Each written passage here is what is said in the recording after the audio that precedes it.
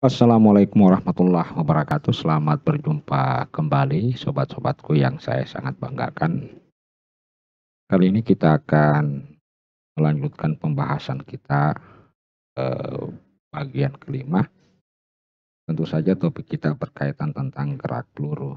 Perlu saya jelaskan bahwa gerak peluru ini sebenarnya merupakan sebuah akibat dari perpaduan antara gerak free fall pada bidang vertikal dan gerak lurus peraturan untuk bidang horizontal. Nah, baik, kita masuk ke pembahasan. Jadi, saya langsung saja ke pokok persoalan. Jadi misalkan ini ada sumbu X dan di sini ada sumbu. Kemudian ada sebuah katakanlah peluru ya, peluru. Nah, itu ditembakkan dengan kecepatan awal 40 meter per second. Oke. Dan tentu G yang kita gunakan tetap sama dengan meter per second. Nah, peluru ini akan bergerak membentuk bentuk parabola. Nah, misalkan kita menandai ini. Nah, kita menandai A, kemudian ada titik B, akan titik maksimum, kemudian ini adalah C. Nah, sobat-sobat sekalian, bahwa sekali lagi tadi saya sudah jelaskan bahwa sebenarnya eh, gerak peluru itu merupakan sebuah perpaduan antara gerakan vertikal dengan lurus aturan. Jadi kalau arah sumbu X, jadi gerak lurus peraturan, sedangkan untuk arah sumbu Y, maka yang jadi adalah free fall. Nah, dengan demikian bisa saja saya tuliskan, saya mencoba mencari hasil proyeksi asing. Saya sengaja, oke, ini adalah sumbu E. Dan saya tarik garis yang tak lain adalah merupakan tinggi maksimum. Perlu diketahui bahwa tinggi itu adalah tinggi di mana kecepatan dalam arah sumbu sama dengan nol. Nah, eh, jika V0-nya ini kita proyeksikan ke sini, ya, maka kita dapatkan V0, katakanlah saya kasih 30 derajat saja ya, sudut yang dibentuk antara peluru dengan bidang datar adalah 30 derajat. Kemudian jika V0-nya kita proyeksikan ke sumbu Y, ya, sumbu Y, sumbu vertikal, nah, akan kita dapatkan di sini V0 sin 30. Ya, V0 sin 30 itu sama dengan 20 meter per second. Nah, ini saya pindahkan di sini. Kecepatannya sama dengan berapa? 20 meter per second. Oke. Nah, pada saat ini dilontarkan, maka komponen sumbu E itu juga akan bergerak mengikuti pola gerak parabola. Dan akhirnya, jadi gambarannya seperti inilah. Jadi ini gambaran proyeksinya. Jadi gambaran proyeksi dari gerak parabola yang seolah-olah dia dilempar ke atas dengan kecepatan 20 meter per second, bukan 40 ya. Jadi dengan kecepatan 20 meter per second. Nah, karena G sama dengan 10 meter per second kuadrat, maka berapa waktu yang dibutuhkan? Jadi waktu yang dibutuhkan untuk mencapai tinggi maksimum, jadi bisa kita tulis bahwa waktu untuk mencapai tinggi maksimum, ya, tinggi maksimum titik di sini itu sama dengan sama dengan berapa? Nah, sudah dijelaskan pada beberapa pembahasan bahwa untuk mencapai tinggi maksimum berarti kecepatan awalnya, kecepatan akhirnya sama dengan 0. Dengan demikian dibutuhkan waktu berapa? Karena G-nya sama dengan 10 meter per second, maka dibutuhkan pengurangan kecepatan sebesar 20 meter per second. Seperti pada pembahasan free fall. Dengan demikian Tmax-nya itu sama dengan berapa? 2 second. Oke, kalau kita ingin mencari berapa tinggi maksimum, maka kita tinggal menjumlahkan 20 ditambah 0 ya, bagi 2, kemudian kita kali 2. Nah, ini sama dengan 20 meter. Berarti tinggi maksimum yang dicapai 20 meter. Dan waktu yang dibutuhkan dari awal ke tinggi maksimum adalah T 2 detik. Berarti waktu yang dibutuhkan peluru ini sampai dari A ya, dari A sampai ke B adalah berapa? Itu tak lain adalah T sama dengan 2 second. Dengan demikian waktu yang dibutuhkan dari A ke B sampai ke C ya, sampai ke C sama dengan berapa?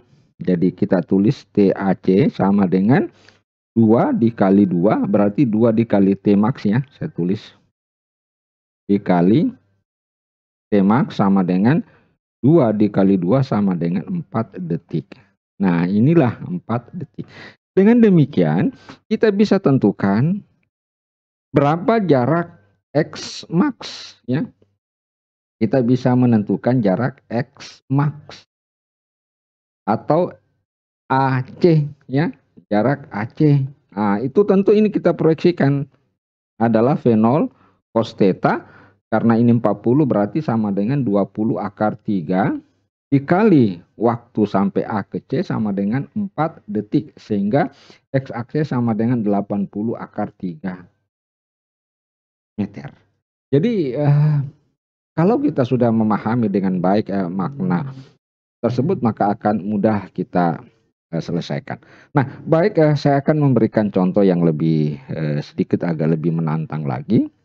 Katakanlah dari satu puncak gedung ya, ada sebuah peluru ya, diberi kecepatan 40 meter per second dengan sudut 30 derajat terhadap bidang datar.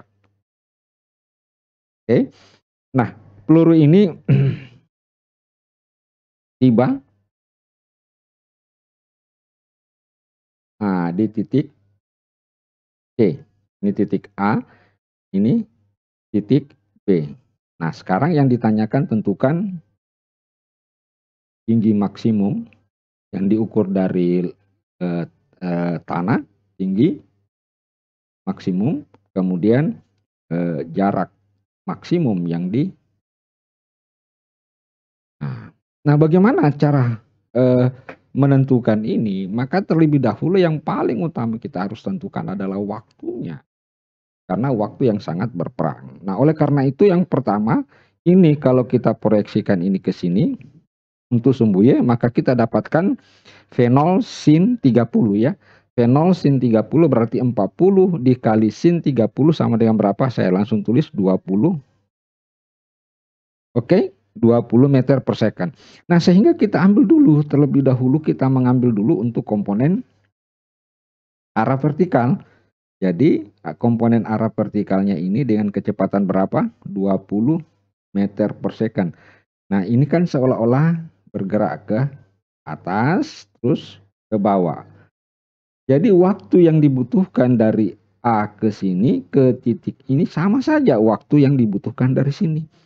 Sedangkan waktu yang dibutuhkan dari A ke B sama saja waktu yang dibutuhkan untuk mencapai tinggi maksimum. Nah, kita akan menjawab soal yang pertama dulu untuk menentukan tinggi maksimum. Nah, kita sudah tahu bahwa waktu yang dibutuhkan untuk sampai dari A ke B berapa? Karena G-nya sama dengan 10 meter per second per detik, ya, 10 meter per second. Nah, per second, maka kita bisa tahu bahwa waktu yang dibutuhkan bola sampai ke AB, katakanlah kita tulis saja T1 ya. Nah, sama dengan 2 detik ya. Nah, penjelasan ini sudah dijelaskan pada gerak peluru. Sehingga TAB-nya itu adalah 2 second. Nah, kita ingin menentukan tingginya. Maka terlebih dahulu yang bisa kita tentukan adalah H1 dulu, H1 ya. Karena kita ingin menentukan tinggi maksimum, maka kita tentukan tinggi maksimum. Nah, sorry saya lupa, misalkan ini saya beri jarak ya, ini ada 25 meter, sorry ya, saya tulis dulu tingginya di sini ada 25 meter ya. Oke, jadi saya lanjut lagi. Jadi kita harus menentukan H1 untuk menentukan tinggi. H1 kita sudah tahu bahwa kecepatan awal ditambah kecepatan akhir bagi 2 dikali T. Kecepatan awalnya berapa? 20, kecepatan akhirnya 0 dibagi 2, kemudian dikali T AB sama dengan 2. Jadi H1-nya sama dengan 20 meter. Dengan demikian, Hmax-nya kalau kita mau ukur Hmax-nya itu sama dengan 25 meter, 25 meter ditambah H1. H1-nya sama dengan 20 sehingga kita dapatkan 45 meter. Nah, sekarang untuk menentukan jarak maksimum, maka kita harus tahu berapa waktu yang dibutuhkan dari titik A ya, titik A dari sini, berapa waktu yang dibutuhkan dari titik sini sampai ke titik C. Kita harus cari T-nya. Nah, untuk menentukan T-nya cukup kita menggunakan pendekatan free fall-nya ini. Nah, kita sudah tahu waktunya yang dibutuhkan adalah 2 detik. Nah, waktu yang dibutuhkan dari B ke C, itu kita tinggal gunakan Hmax sama dengan 1/2 GT kuadrat. Ya, katakanlah T2. Ya, Hmax-nya berapa? 45. 1/2 kali 10 T2 kuadrat. Sehingga kita dapatkan T2 kuadrat sama dengan ini 10, 45 berarti 90 bagi 10, 9. Berarti ini sama dengan 9. Dengan demikian T2-nya sama dengan 3 second.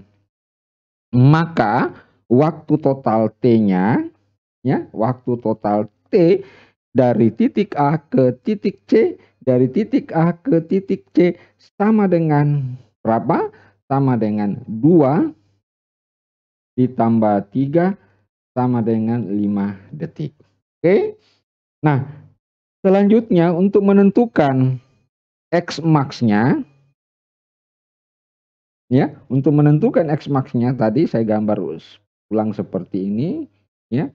Nah, maka ini kita tinggal proyeksikan ini 30, berarti di sini adalah V0X-nya kali cos 30. Nah, tadi kita sudah dapat T-nya ini dari A, dari titik B, dari titik C sama dengan 5 detik. Oke, dengan demikian X max-nya kita tinggal kalikan ini V0X ya, cos theta dikali dengan T. Nah, V0X-nya berapa tadi? 40. Cos 30 sama dengan 1/2 akar 3. T-nya sama dengan 5. Berarti hasilnya adalah 100 akar 3 meter. Ya. Nah, oke.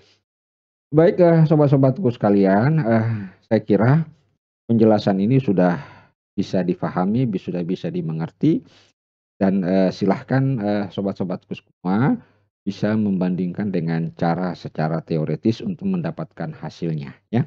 Kalau misalnya saudara-saudaraku semua tidak yakin dengan apa yang saya jelaskan, bisa dibandingkan dengan apa yang ada di dalam buku-buku. Baik, sobat-sobatku sekalian, semoga penjelasan ini memberikan manfaat yang luar biasa bagi kita dan utamanya memberikan keberkahan ilmu kita. Dan saya mohon maaf atas segala kekurangannya. Billahi taufiq wal hidayah. Wassalamualaikum warahmatullahi wabarakatuh.